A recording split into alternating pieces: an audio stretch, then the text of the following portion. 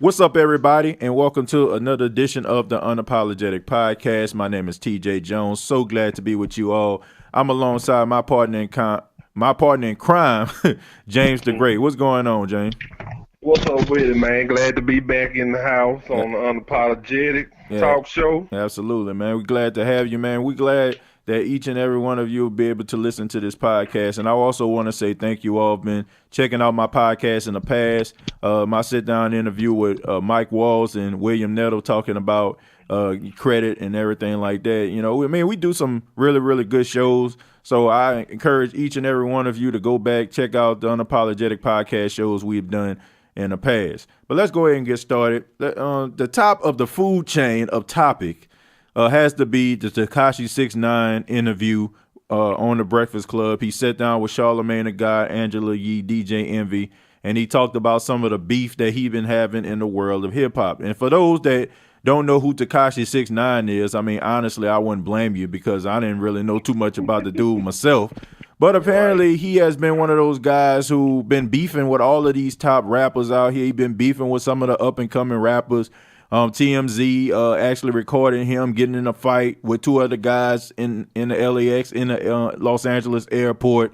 And now this guy sits down with the Breakfast Club, talks about how he feels like he's the best rapper in New York City. He's the king of New York, and how nobody can touch him. And of course, this came with a lot of controversy, and a lot of people had something to say about this young man.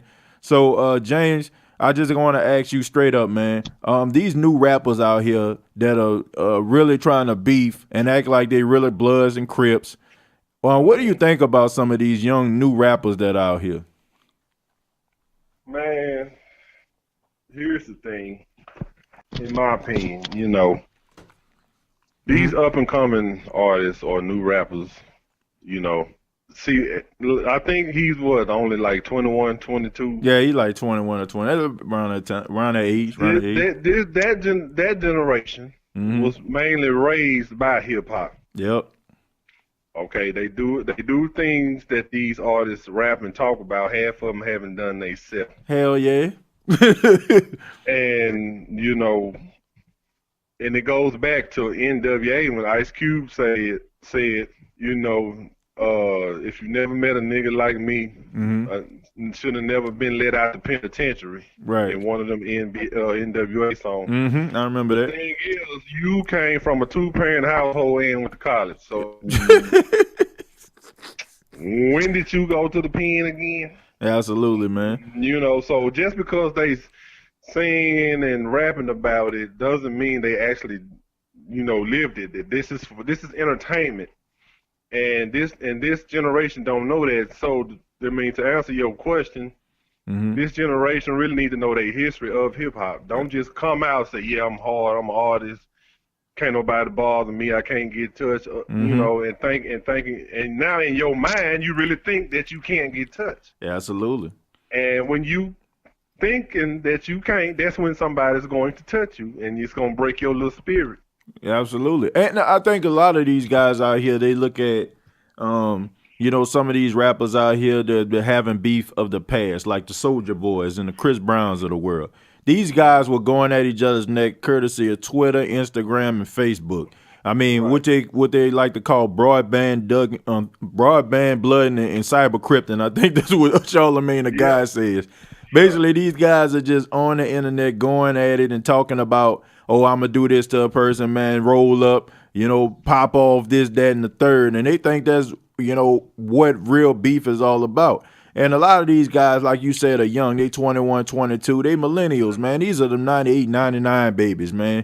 These are Right. kids out here, man. They don't know that much about Tupac and Biggie and stuff like that, and how these guys who came into the game that was actually rapping at that time, these guys really live by some of the things that they actually said. Boy, for the exception of Tupac. I mean, Tupac, I know he was talking about what he was gonna do and all that, but Tupac, honestly, if you look at the origin of him, I mean, he didn't grow up like as a thug or nothing like that. I mean, Biggie was probably more of a thug than he was, and he wasn't even one. You know what I'm saying? Honestly, they were products of their environment. They surrounded themselves with guys that were about that life. And I think that a lot of these guys like Tekashi 6ix9ine and all of these other dudes out here that's out here thinking that they hard, they surround themselves with guys that's probably out there in the streets. And they think that just because they're affiliated with these guys, they think that they have their life going for themselves. But I don't feel like, I feel like they playing themselves, bro. Honestly,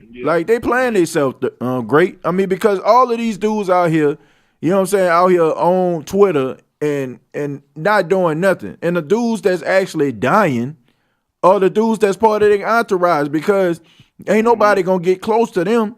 So the ones that's up there catching these bullets are the ones that are actually thugs. Now, let's go back to Tekashi 6ix9ine in this interview with the Breakfast Club. Let's break this down. The first thing that he said is that he is the king of New York. Now, okay, man, let's break this down. Now, the king of New York. This guy says nobody is putting in more work than him. Now, great. Before this interview, have you ever heard of Tekashi 6ix9ine? No, sir, I haven't. Absolutely. I have not either. I mean, the only thing that I heard about him was the fact that he was out here beefing with people like The Game and Jay Prince's son. I mean, that's the only thing I know about. I ain't never heard him. I went back and I checked out some of his work. I mean, he's not a bad rapper. He sounds more like the dude from Onyx or whatever. He sounds like Onyx. He sounds like Fredro Starr or something.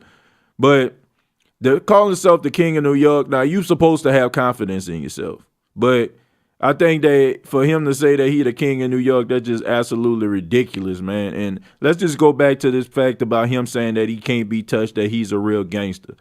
What do you think social media actually does to these young guys, confidence when it comes to them beefing? Like, do you think that they actually feel that they can't be touched, or does social media play a role to make them believe that they are actually thugs?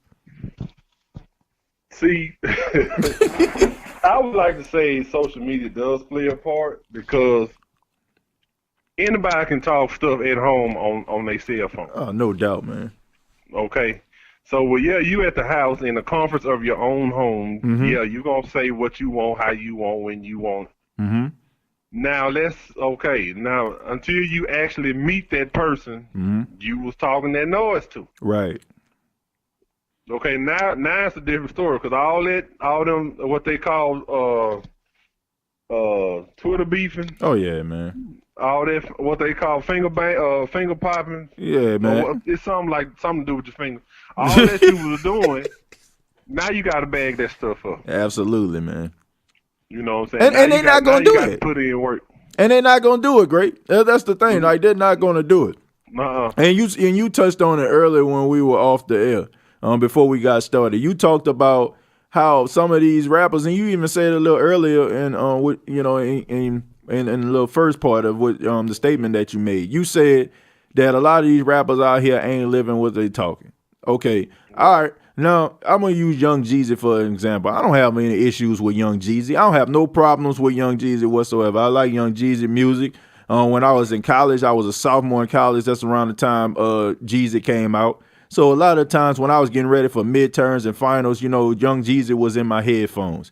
But Young Jeezy has been talking about how he made a living out of, selling dope and stuff like that, calling himself the Snowman. And there was a picture that was circling around social media that was showing Young Jeezy's son graduating from high school. And Young Jeezy's son went to one of the most prestigious high schools in all of Atlanta, Georgia. So I looked at it like this, like, okay, Young Jeezy is out here feeding the youth, all this stuff, talking about he the Snowman and how much this costs and $17.5 for this and that, all this. And these young guys out here that actually believe in what Young Jeezy is saying. Now, I'm not saying Young Jeezy ain't from the streets, but Young Jeezy ain't trying to go back into the streets. So I feel like a lot of this stuff is a false narrative. And I feel like there's very little talk, dude, about the consequences of people's actions. Like they won't tell these kids this stuff, and they want these kids to, pop Molly and, and be on perp and all that kind of stuff. But at the end of the day, they're not telling us the ramifications of it.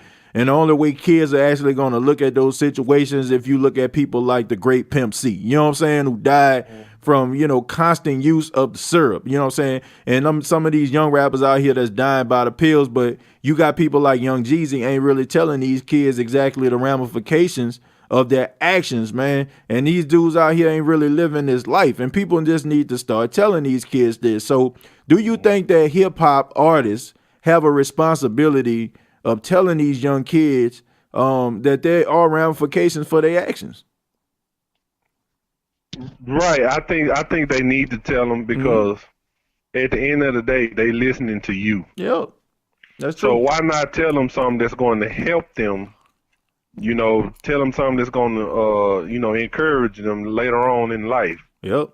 You know, I understand that you in the music industry, and once you sign the big contract, you got to do what they say, how they say, when they say it. Right. And we know the industry don't want that because now they're not going to pay you, and you want your money. But as a parent or big brother or whatever, tell them, say, hey, they don't do that stuff. Yep. All them and T-Pain said it best, and I saw this video. It was on social media. And I don't know if it's on YouTube or not, but he said it best. He said those Bentleys and all the jewelry you see and houses, that stuff be rented just for that video. Yep. Those are not actually our cars, you know. Of course not. Now, you might see a video where you know, one or two of them might be mine, but 4 or 5 Bentleys, all different colors, and all them cars not mine. Okay.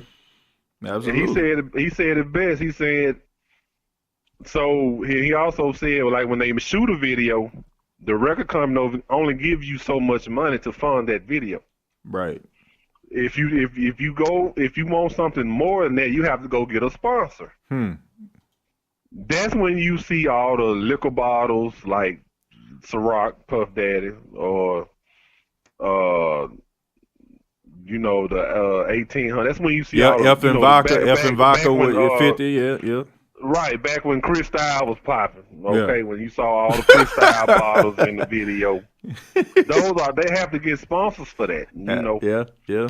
So it's up to us, the older gen who now knows common sense more better than what we did back when we were their age. Right. We have to tell them, say, hey man, they don't do that stuff. All this stuff is for entertainment purposes only. Oh yeah, no doubt, man. You know. So I mean, you're absolutely right. There's a responsibility for that, and like I said, there's so many artists out here that are good at what they do. But I was listening. I don't know how long this was ago. This had to be some years, but there was this artist, and I can't even remember the artist, but I remember very, very vivid what he talked about. He talked about how they had this one artist who came into the record, the record company, and he came in and they asked him to rap. So the guy went up there and he, spit, and he was talking conscious rap. He was really, he really put on a hot 16 that would, speak to the conscience of people. So the record manager said, well, people ain't really trying to hear that kind of stuff, man. So he told him to leave. So a couple of days later, the guy came back. So when the guy came back, they said he was talking about how he was going to shoot this man up and he going to shoot up the club and this, that, and the third. And the guy got a record deal. So it seems, you know what I'm saying? Like, so that tell me right there, he was like, man, that goes to show you right there that these kids out here and all these artists out here be perpetrating. And the record companies don't be wanting to hear none of that conscious rap. They don't want to hear that. So it make me realize that, these record companies are responsible for putting this garbage out here, man, and feeding this stuff to our children, man. Man, there are so many people out here, and I feel like these record companies and not only the record companies, but these radio stations that get paid to play these records, they always getting on there. Oh man, for every Lil Yachty, they got a J. Cole. For every mumble rapper, they got a Kendrick Lamar. But man, honestly, man, you look at some of these artists out here who rap consciously. Most of them are independent, so it's up to them to go out and make their own way, bro. Making their own way by paying their own way.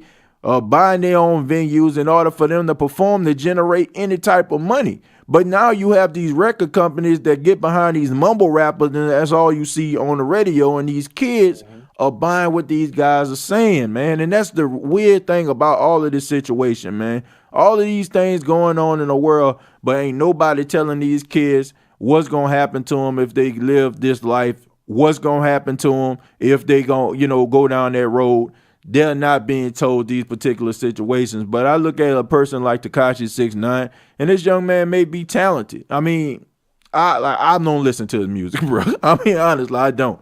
But at the end of the day, he has a responsibility to know that if he go out here and bring that energy into his life, they're gonna have ramifications behind it. And nobody ain't trying to hear about, oh man, I was just saying that, for the camera. Ain't nobody trying to hear that, because they got guys out here that really do live this life and that will be willing to lay down their own life in the name of being a G, though. You know what I'm saying? I done met dudes like that. Growing up in New Orleans, man, my mama kept me out of the streets, but I went to school with some guys, man. I went to school with some guys that wasn't afraid to go out here and die. And real talk, man, most of them are dead, man. The majority of the friends that I grew up with, bro, dead. They not here no more. These guys that I knew grew up, you know what I'm saying, and when we were in high school, dudes were willing to, kill or be killed. And these kids don't know about that stuff, man. And there's a responsibility to some of these artists. But let's fast forward to the interview. After the interview was over, you had a lot of backlash from social media, of course. They had a lot of people that were upset that Tekashi 6ix9ine was in the interview with the Breakfast Club for over an hour, and he used the N-word. Now, if you don't know Tekashi 6ix9ine, he is not black. He is Mexican and Puerto Rican. So a lot of people were upset that he was using the N-word in the interview, and he didn't get checked for it. So the question that somebody asked me, and shouts out to my boy J Red, he did a video on this particular topic. He said, we should be offended about the fact that this young man was using the N-word and he wasn't getting checked. So what's proper protocol when it comes to the N-word, Great? When a person uses the N-word, what is the protocol for that? My thing is, when you look at it, it's in a way, I want to say it's not a protocol, but then too, it is a protocol. The reason I say it's not is because we have to face reality. The word is not going nowhere. Oh, no, it's not. It ain't going nowhere, okay?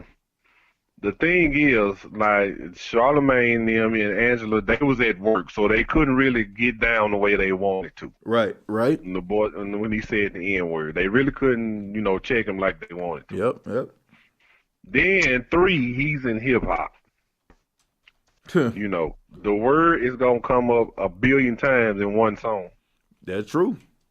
Because, like you said, that's what sells. Yep. That's what the record company wants to hear. That's how you get your contract. Yep, straight up. So that's why I say it is a protocol, but it's not a protocol. And I feel like that's hypocritical of people too. Because people talk about him using the N-word, but you want to check somebody like Cardi B who uses the N-word. I mean, Cardi B is not African American. You look at somebody like Fat Joe that uses the N-word, nobody checks him. You look at people like DJ Khaled. I mean, at the beginning of the We the Best, right? He said, we the best. Who? We, nigga. He uses the word. So we haven't checked DJ Khaled on. DJ Khaled on about to go on tour again with Beyonce and Jay-Z. And them two are the flagship African Americans. That's the one people of color look to, for inspiration and stuff. So, if they roll with them, they ain't got no problem with it. So I feel like this, okay? We shouldn't use the word. We shouldn't use the word as African Americans, but that don't stop us from using it.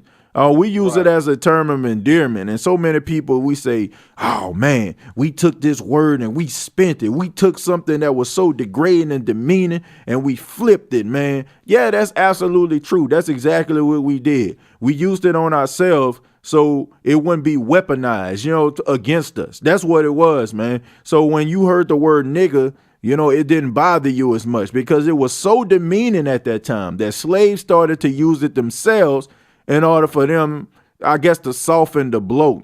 And because of that, it passed on from generation to generation. But I don't feel like they should have nigga police out here, because if we are going to be the nigga police, we shouldn't use the word ourselves. That's just straight up, man. Now, don't get me wrong.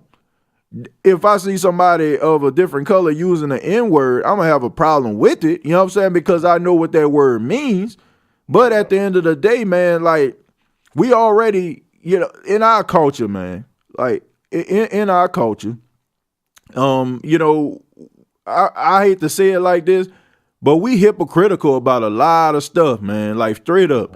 Like, I'll give you an example, dude. Like, I hate for us to talk about religion, but let's just talk about this for a second, right? So, a person in a Black Baptist church will tell you that homosexuality is wrong, and most of them will go at homosexuals' neck, right? But and they'll talk about how homosexuality is a sin and all that. But if you look at the majority of African Americans in the culture, over 70% of African American kids are born out of wedlock, dude. You know what I'm saying? So if we look at it, okay, how can you look at somebody and say, okay, man, you gay, that's a sin. But getting pregnant out of wedlock, that's a sin too. So at the end of the day, ain't no sin bigger than the other, man. And I'm just using that as an example that we can be hypocritical at times, man. If you have a problem with a word, don't use it. Don't use it. You be the change that you need. And that way you won't look so hypocritical when you do it, man. I'm not going to be the nigga police. I'm not going to sit up here and tell who can't use the word and who. Look, if a person comes to me and uses it disrespectfully, of course I'm going to check them for that. But I'm not going to be sitting up here with a fine-tooth comb and be trying to check every person to do it, especially if we're not doing it for everybody. If you're going to give a hall pass to somebody, anybody of a different race, color, or creed, you automatically saying it's okay for anybody to use the word. I don't care, man. You know what I'm saying? You can't let anybody do it. If you don't want anybody to use that word, you don't use it, and don't let anybody around you use it. But I see a lot of hypocrisy in that. So I'm not going to do that. Because, we let Fat Joe pass with it. We let Cardi pass with it. We let Khaled pass with it. And we shouldn't just do that just because we rock with their music. So I just feel like that's real hypocritical, man. But y'all check out that interview if you have not already. It's on the Breakfast Club website. You can go to YouTube or something like that. You can check it out. Tekashi 6ix9ine and sit down with the Breakfast Club. But man, let's move on to something I feel like that's worth more of our time. And that's that. Yeah, absolutely, man. This situation that's going on in Sacramento, California with the young man, Stephon Clark, who was gunned down by Sacramento police. He was, okay, let's backtrack a little bit. Okay, the police were called because they said that somebody was breaking glass windows. And of course, when the police showed up to the neighborhood, Stephon Clark was indeed there. He was chased by the police. He ran into a backyard which belonged to his grandmother. Okay, he was in the backyard. Police came close to him. They told him to put his hands up. Okay, this is where the situation started to get a little tricky to me, bruh. So they tell him to put his hands up. They say, put your hands up. And then all of a sudden, he puts his hands up, start walking towards the police, and they yell out, gun, gun, gun, and shoot the young man. Not once, not twice, not even 3 times, but 20 times, man. 20 times. So, Great, I got to ask you, man, did you see the video, and what are your thoughts on the Stephon Clark situation? Oh, boy. Where to begin on this? Because, it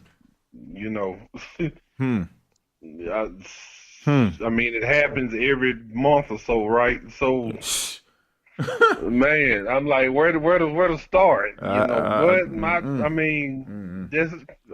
If his hands was already up, ain't no need to shoot, Yeah, but the weird thing about it, though, Great. The weird thing about it is when they came around a corner. If you look at that video, he said, "Put your hands up," once, and then they were coming around a corner, and he said, "Put your hands up, gun."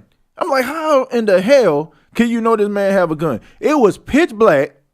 The only light that they had back there was the light that was right beneath the barrel of the police officer's gun. That was their light. Okay. Yeah. So how in the hell can you see that this young man had a gun? And obviously he didn't. He didn't have a gun. You know, he had a cell phone. Right. So my thing is, how in the hell can you see that this young man could have possibly had a gun, which he didn't, if it was pitch black? Right. And so I don't know, man. And to shoot this young man 20 times, to shoot him 20 times is absolutely ridiculous, man. But like I said, I know you seen a video. I mean, everybody has seen it and heard the audio. So what do you think should happen to these police officers? What I think should happen is they should get the same sentence you give a normal criminal for shooting somebody. Mm-hmm. You see what I'm saying? Yep. If you're going to give a criminal life, you should get life too. Absolutely. But in the police officer's case, we all know that ain't going to be the situation. Of course not. And I got to go back a few years, you know. This George Zimmerman, Trayvon Martin stuff started all this stuff. It really did. You know, and ever since he got off, now the police have been going crazy. Yep. And I have to say that the police now are doing it just because, you know, they are waiting on their turn to do it. That's all it is. Yep. Because they know nothing is going to happen to them. Yep. You see what I'm saying? Absolutely. So that dude, I mean, I'm sure the officer know that man that had no gun. Yep. You know, so he was like, well, ain't nothing going to happen to me no way. Everybody else got off. Yep. Simple fact, the woman in Missouri with her husband that was in the helicopter. Right. This man said, shoot him. They got the audio. This man said, shoot him. Shoot him. And then nothing happened to him or her. That's unbelievable. But you know what I'm saying? So now all these officers keep, they doing it just because ain't nothing gonna happen to them. And I know what I'm about to say ain't right, but I'm gonna say it anyway. Man, say what you gotta say. I know it's per se good cops left. Yeah, absolutely. But with seeing all this go on, that kind of erased the doubt in your mind. Like, are there any really good cops left for real? I mean, come on, let's really ask ourselves this question. I mean, they got some good cops out there. I'm not going to try to dismiss the good works of some of the good cops that they have out there. They got cops out here in these communities that really are trying to change their communities. A lot of people came into the force because they want to create change. But you have those out there, and that's why I'm a prime believer. I am a prime believer, great, that some of these cops out here, I think that every cop, let me backtrack that, every cop needs to be evaluated. After 6 months, I feel like every cop needs to be evaluated. Can you imagine, great, waking up in the morning and seeing somebody's lifeless body on the ground, man? Sometimes you might see somebody's lifeless body, maggots are crawling all over it. And I hate to create an imagery like this, but it is what it is, man. Maggots, flies, babies probably getting killed, little small toddlers getting killed, man. Women and children probably raped and killed. That has to have some kind of traumatic effect. And then you see that stuff, and then you go to work the next day. Like it didn't happen. Right. And then not to mention. Oh, yeah, go ahead. I'm sorry, man. What you say? I'm finna say, because you got to move on. You got to go on. Absolutely. You look at that grade, you got to move on. And you have to pick up the pieces. And then you got to go home and be super husband. Then you probably got to go home be super wife. Or you got to go home and be the best brother or the best sister or the best, grandson or the best you have to go home and deal with real issues outside of the force. And then you go back to work and you probably dealing with some guy that's probably a drug lord, probably dealing with young people that's probably out here robbing and killing. I mean, it has to have some kind of traumatic effect on your life, man. So I feel like every officer needs to be evaluated. They need to be evaluated, man. It's not a bad thing. I just feel like some therapists need to know, and it can't be anybody from the force, because once again, if you use somebody for the force, it can be something, that the police force probably cooked up themselves to make sure that you go back to work. They need to get somebody from the office, and then they need to get somebody that's an outside practice to evaluate these officers, man, because they deal with so much. And you look at this situation right here, and great, this is the reason why I'm so damn tired of these situations. The reason I'm so damn tired of it, man, because you look at a guy like the Cruz kid that was out there in Florida, who murdered 17 people inside of a high school and was apprehended, dude. Yeah. He was apprehended, man, and he is awaiting a trial, man. This man murdered 17 people in a mass killing spree, dude, and he still got arrested. Then you look at somebody like Dylan Roof, who goes into a church and murders 9 people after they had Bible study, dude. And this man still gets apprehended. Or what about the guy here in Fort Worth who finna get out? I saw on the news the other day, Ethan Couch. Right. This dude gets drunk, drive his truck, and kill 6 people. Oh my God! Do you see what I'm saying? Do you see the anger and the frustration as to why African Americans are so pissed off right now, man? Because we're tired of seeing our brothers getting gunned down in the streets. And people are like, oh, man, this always happens. People get gunned down all the time. Well, I can make the argument to say that most of the people that getting gunned down are not African Americans, man. And we tired of it. We're tired of it. We're tired of seeing our brothers getting killed at the hands of the police. And then they want us to understand that, like you said, everybody is not like that, but it's hard for us to deprogram ourselves, and we seeing these brothers getting gunned down in the streets by the police. Now, regardless to if this young man was out here breaking glass, I guarantee you that is not worse than murdering 17 people. That is not worse than somebody murdering 9 people. That is not worse than somebody getting in a car and running people over like you just said. I am tired of watching these particular situations. Something has got to be done. And if the United States of America does not do anything about this, they cannot get mad that the relations between African Americans and police officers do not change, because people are tired of this. I seen his brother on CNN. His brother said, I don't want to know I'm sorry. But can you blame him? Yeah. Can you blame him for not wanting an apology? This guy can't have his brother back. He can't have his brother back. If his brother did something wrong, if he broke those windows, then take him to jail by all means. But you didn't have to shoot the guy 20 times. 20 times. You shot the guy 20 times, man. I mean, if you, I know I'm not real big on what police carry on them. I'm not real big in that department. But I swear, I know they carry a club, they carry a gun, they carry a stun gun, right? Right. I mean, why couldn't they use the stun gun against him? Why couldn't they just shock him?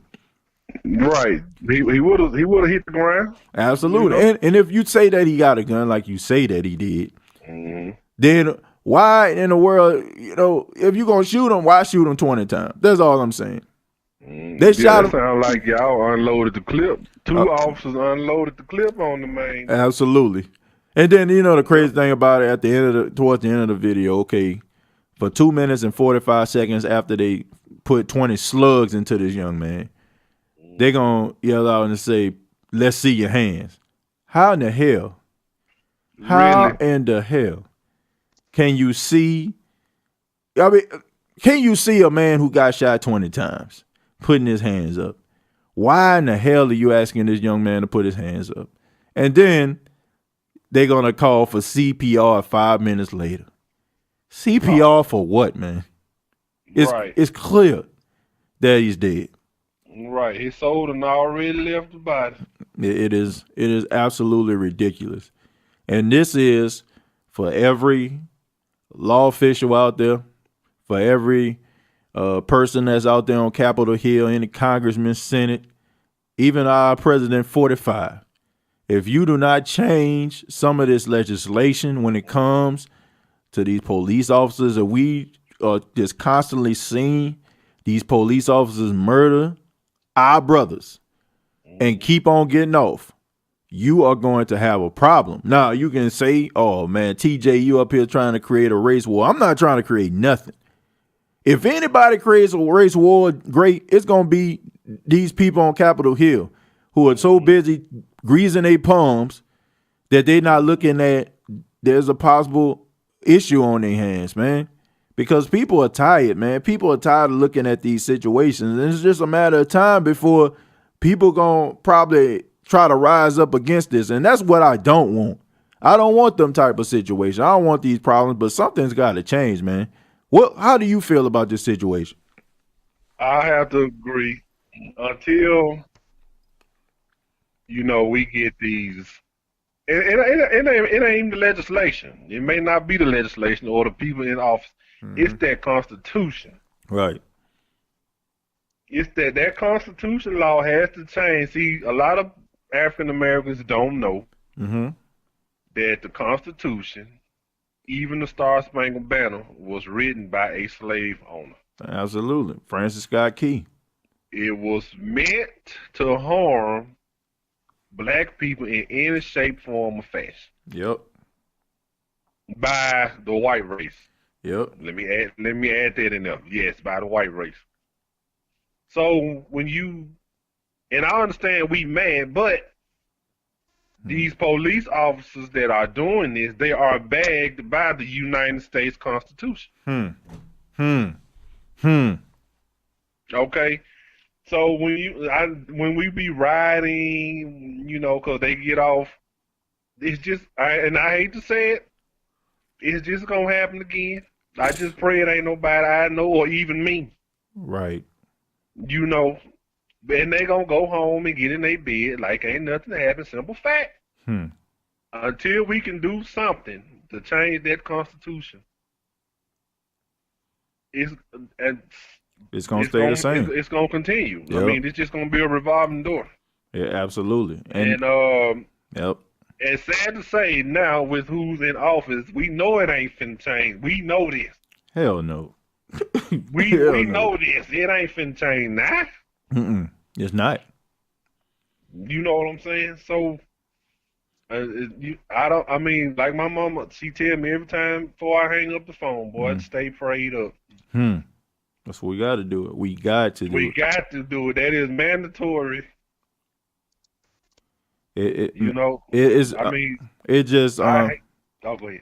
Nah, I'm sorry. Go ahead, man. I ain't mean to cut you off. I was just gonna say I hate to say all that like that, but that's just the truth, Yeah, but I just don't know what to say no more. I mean, we can sit up here and we can try to sound like the most intelligent individuals in the room, but it's not gonna change nothing, man. Right. It's about time for all these big words to go out the window, man. It's time for some action, and it's time for these people, these elected officials, to really put their best foot forward in trying to change the way these officers are treating these African Americans. I mean, honestly, man. And then they cut the body cam off, man. Like the police officer wear the body cam, he cut his body cam off for what? Because he knew he was finna do something he had no business. And then at the end of the tape, when they finally walk up to him, they finally walk up to the lifeless body of Stephon Clark. You can hear the officers clearly say, "Oh, F," because he knew that he messed up. He knew he messed up. When he turned around, he just seen that the young man had nothing but a cell phone in his hand. He knew that he messed up. And I'm sick of this, man. Honestly, I'm sick of this. We got to do something. Something has got to be done. But it takes the consistency of each and every one of us to push these elected officials to create change, for us to finally get some justice so these police officers can know that they're not above the law just because they wear a badge, man. I'm tired of it. I'm absolutely tired of it. And I know each and every one of you, no matter what color you are, you should be tired of it as well. But I want to say rest in peace to Stephon Clark. My prayers go out to him and his family in the city of Sacramento. And hopefully we can get some justice for this young man so it can never ever happen again. Pray this the last one. This has been Unapologetic Podcast. Just a quick reminder that you can follow me on TJ Jones 8. That's TJAY Jones 8. Also, follow me on Instagram at TJ Jones 8 and follow me on Facebook at TJ Jones. Great. How can everyone get in touch with you? Yes, Twitter and Instagram will be Big James _ and the number 2. That's Big James _ and the number 2 on Twitter and Instagram. My Facebook is James Harris. All right. This has been another edition of the Unapologetic Podcast. He's James the Great. I'm TJ Jones. We're unapologetic, so deal with it.